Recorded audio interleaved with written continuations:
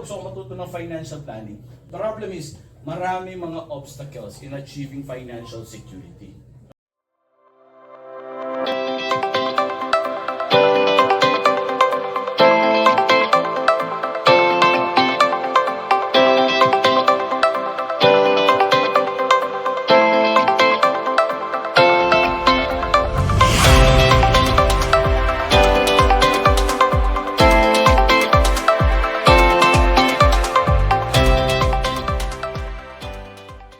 Maraming mga rason, dahilan.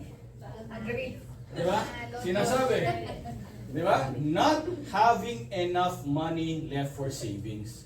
So pagkakuha ng sweldo, wala nang natitira. Di ba? So paano tayo magkakaroon ng, paano magtatabi para sa ating financial future kung tayo po ay wala nang natitira?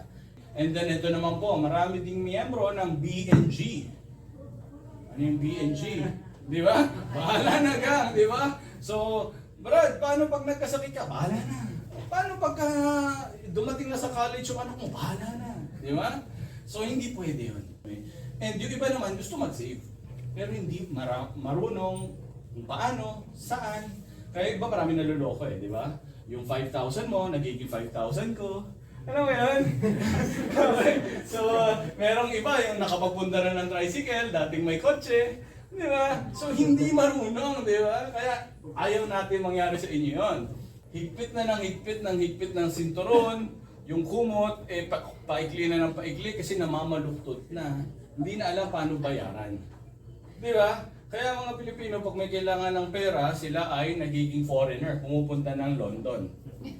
Tama? Bakit? Kasi London dito. Di ba? Okay? Di ba? Di ba kapag nagka-problema ka, sino sagot sa'yo? Sagot ka ni one hand. Yung iba naman, gusto, pero feeling nila it's too late for them. Okay? So yan yung mga obstacles in people having a financial security.